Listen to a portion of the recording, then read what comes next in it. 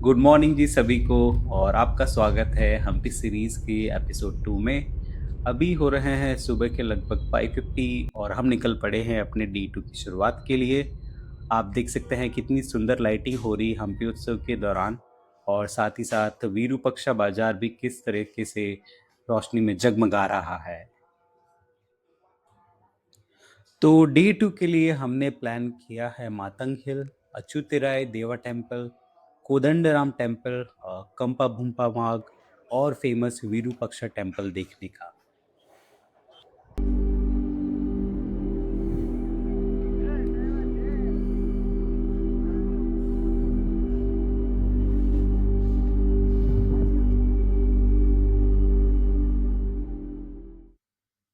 इस हिल का नाम जो है वो ऋषि मातंग के नाम पर है और रामायण के अनुसार इसी क्षेत्र को किष्किंधा कहा जाता है।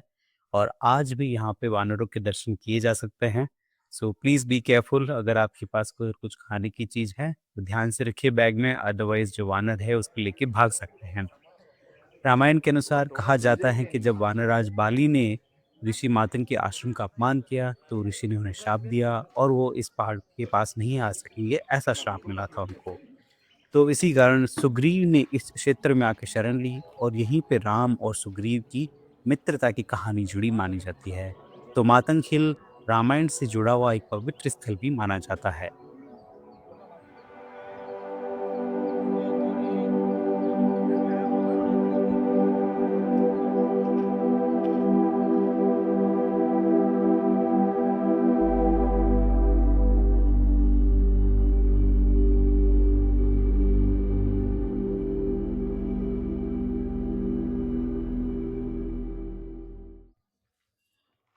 तो मातंग हिल्स पे जाने के लिए अप्रॉक्सीमेटली 250 से 300 के बीच में अनइवन स्टेप्स है, जिसमें कुछ कुछ एरियाज में आपको रॉक कार्व्ड स्टेप्स भी मिलेंगे। और ऊपर हिल टॉप पे जाने के लिए ऑलमोस्ट 30 से 45 मिनट्स का टाइम लग सकता है। तो प्लीज़ इंश्योर कीजिए कि आप प्रॉपर फुटवेयर लेके जाएं ताकि अच्छे से क्लाइंब कर सकें।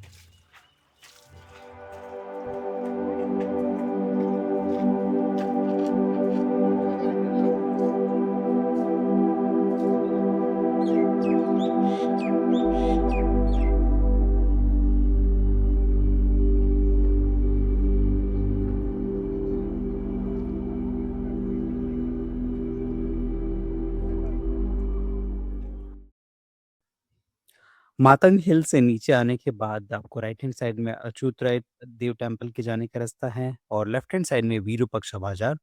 जब आप थोड़ा-सा स्ट्रेट आते हैं, तो वहीं पे आपको मोनोलिथिक बुल भी दिखते हैं, जो कि एक सिंगल स्टोन में बनाई गई आर्किटेक्चर है। और उसको स्थानीय लोग नंदी भी कहते हैं। हम सभी जानते हैं कि नंदी भगवान शिव के वाहक भी है, तो इनका जो प्लेसमेंट है या जो डायरेक्शन है, वो विरूपाक्षा टेम्पल की तरफ है। साथ ही आप देख सकते हैं कि विरूपाक्षा बाजार का कितना ग्रैंड व्यू है। हालाँकि उत्सव की वजह से यहाँ पे काफ़ी सारे टेंट्स लगे हुए हैं, तो हो सकता है कि व्यू आपको ना मिले, but it looks so huge.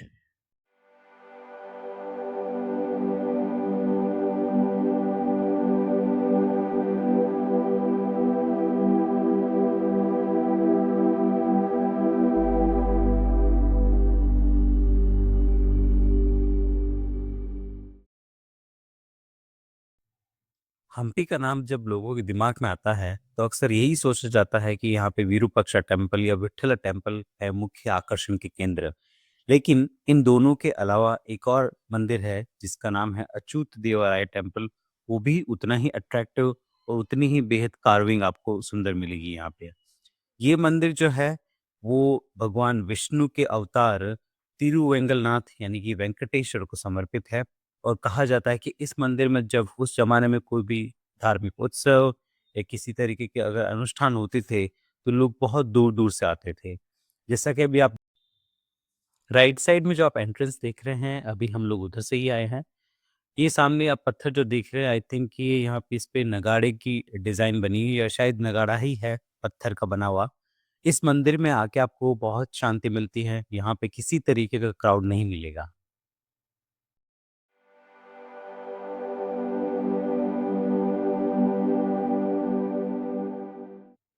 इस मंदिर में 2 मेन कोर्टयार्ड हैं। जो मेन गोपुरम है, उसका ऊपर का हिस्सा काफ़ी नष्ट हो चुका है, लेकिन अभी भी आप देख सकते हैं कि वो कितना सुंदर और आकर्षक है। बाकी जब आप टेम्पल की तरफ जाते हैं, तो उसका जो सेकंड एंट्रेंस है, उसमें भी आपको देवी-देवताओं और डांसर्स की काफ़ी सुंदर कार्विंग मिलेगी।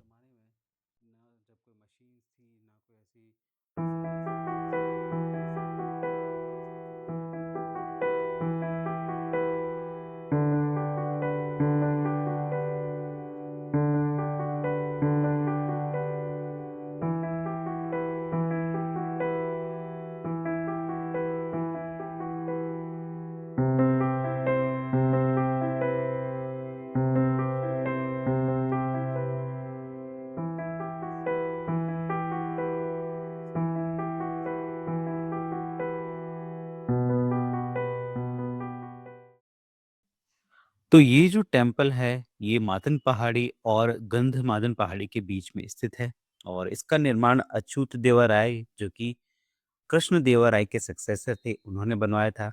इस मंदिर में आप बैकयार्ड में देख सकते हैं एक छोटा-सा कुआँ भी है, जिसका काफ़ी महत्व रहा होगा उस ज़माने में, किसी भी धार्मिक उत्सव में या किसी प्रसंग में पानी की व्यवस्था के लिए।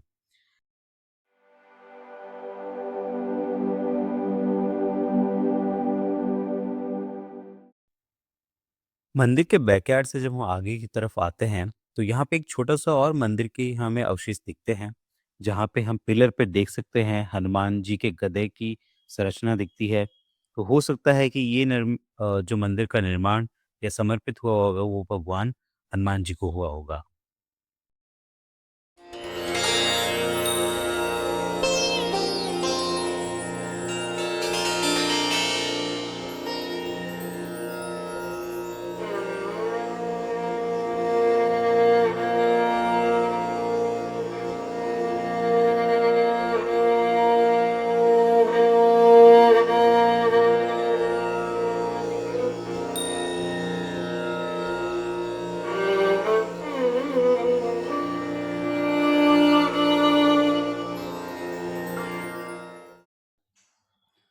तो अछूत राय देवा टेम्पल से बाहर निकलने के बाद आप सामने की तरफ बहुत बड़ा बाजार देख सकते हैं।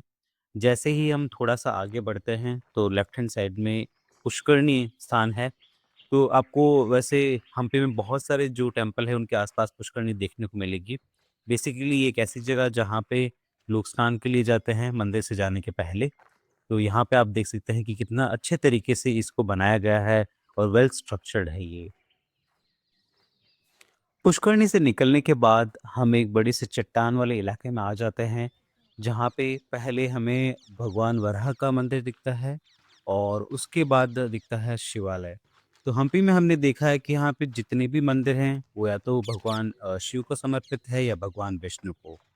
तो जैसे कि हम यहाँ पे देख सकते हैं शिवालय का यहाँ पे थोड़ा-सा वर्णन किया गया है और आगे की तरफ हम बढ़ते हैं तो ऊपर की तरफ यहाँ पे भगवान नरसिंह का मंदिर जो कि विष्णु के ही अवतार है, उनको भी एक मंदिर यहाँ पे समर्पित है। तो इस बड़ी सी चट्टान वाले इलाके के साथ ही यहाँ पे लेफ्ट हैंड साइड में एक और डायरेक्शन है, जहाँ पे आपको विट्ठला टेम्पल जाने के लिए एक फ्लैट कह लीजिए हाइकिंग सा एरिया है, जो कि ऑलमोस्ट आई थिंक 2 किलोमीटर्स का है यहाँ पे। तो एक ऑप्शन ये भी है कि यहाँ से आप पैदल जो है, वो विट्ठला टेम्पल जा सकते हैं। इसी इलाके से हमें दिखता है विरूपाक्षा टेम्पल का गोपुरम और उससे पहले आता है कोदंडराम टेम्पल है भी वहाँ पे। तो अभी हम चलते हैं कोदंडराम और उसके बाद जाएँगे हम विरूपाक्षा टेम्पल। कोदंडराम टेम्पल जाने से पहले हमें एक और यहाँ पे भगवान विष्णु को समर्पित मंदिर दिखता है, जिसके मेन एंट्रेंस के आग पे यहाँ पे विष्णु जी की खंडित सी मूर्ति दिखती है, लेकिन उसके अवशेष से हमें पता चलता है कि ये कितनी सुंदर रही होगी। वैसे यहाँ पे कुछ ही टेम्पल है जहाँ पे अभी भी पूजा की जाती है हम्पी में मंदिर के अंदर जो कि पुराने अवशेष ही बचे हैं। लेकिन इस मंदिर में भी आप देख सकते हैं कि इसके रूफ पे कितना सुंदर कार्विंग है और साथ ही साथ यहाँ पे चट्टान पे भी आपको बहुत सारी जगहों पे विष्णु जी की कार्विंग देखने को मिल सकती है।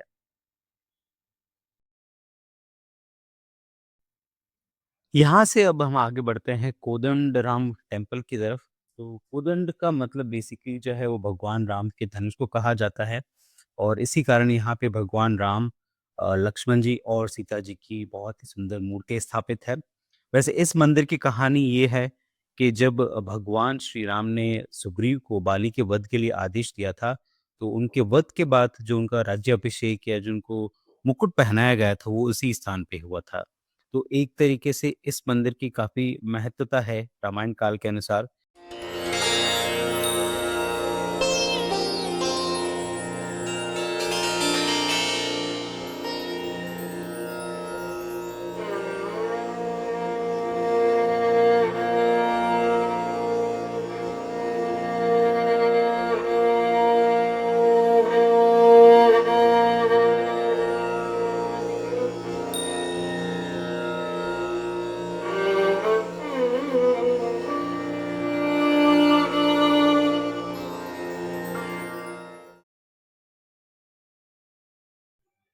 तो अभी हम जिस जगह खड़े हैं, उसका संबंध विजयनगर काल के एक राजकुमार कंपा भोपा से जोड़ा जाता है और माना जाता है इस मार्ग का उपयोग जो है, इस्तेमाल जो है, कोदंडराम टेम्पल या उससे आगे के जाने वाले रास्तों की तरफ किया जाता था। हम्पी में सारे स्पॉट्स एक दूसरे से बहुत दूर-दूर हैं, तो please carry your water bottle और इतनी सारी कीप वॉटर योरसेल्फ बस नारियल हाइड्रेटेड पानी टू तो फिर एन्जॉय योर चाहिए। डे। नारियल पानी पीने के बाद अब हम चलते हैं विरूपाक्षा टेम्पल की तरफ, जो कि हम्पी का मुख्य आकर्षण केंद्र है। मान्यता ये है कि हम्पी को प्राचीन समय में पंपा क्षेत्र कहा जाता था और यहाँ देवी पंपा ने भगवान शिव की तपस्या की थी और उन्हीं से जुड़ा हुआ ये मंदिर है, जहाँ पे भगवान शिव विरूपाक्षा के रूप में विराजमान। मंदिर के सामने आप जैसे ही पहुंचते हैं तो वहाँ बहुत बड़ा विशाल गोपुरम दिखता है, जिसकी हाइट लगभग 50 मीटर्स है। और इस मंदिर का निर्माण जो है, वो विजयनगर के महान सम्राट कृष्णदेव राय के काल में हुआ था। मंदिर के अंदर आप जैसे ही प्रवेश करते हैं तो एक बड़ा सा कोर्टयार्ड यानी कि प्रांगण और मंडप दिखाई देता है। सामने की ही तरफ आपको वहाँ पे नंदी जी भी दिखते हैं।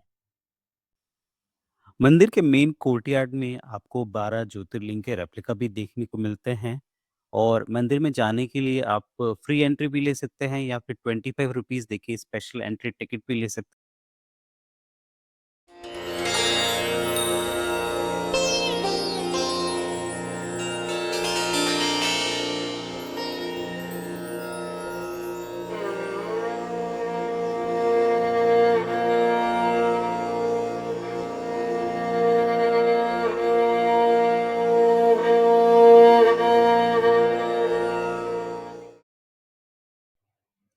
जिस दिन हम मंदिर में दर्शन करने गए थे, तो हल्की-फुल्की भीड़ का सामना हुआ था, चूँकि उस दिन महाशिवरात्रि का भी अवसर था।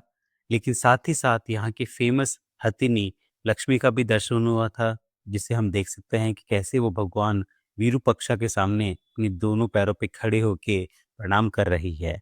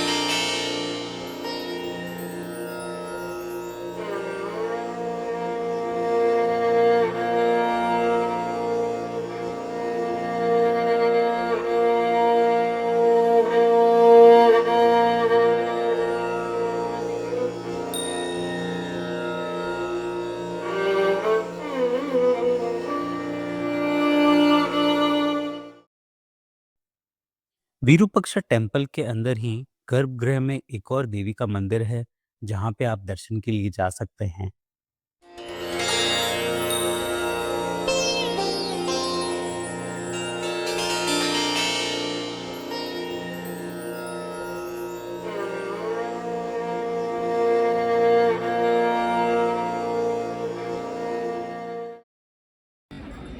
मंदिर में दर्शन करने के बाद हम बाहर की तरफ आते हैं, जहाँ पे हम एक कुंड देख सकते हैं।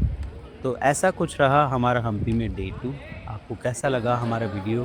Please comment, like and subscribe our channel. Thank you.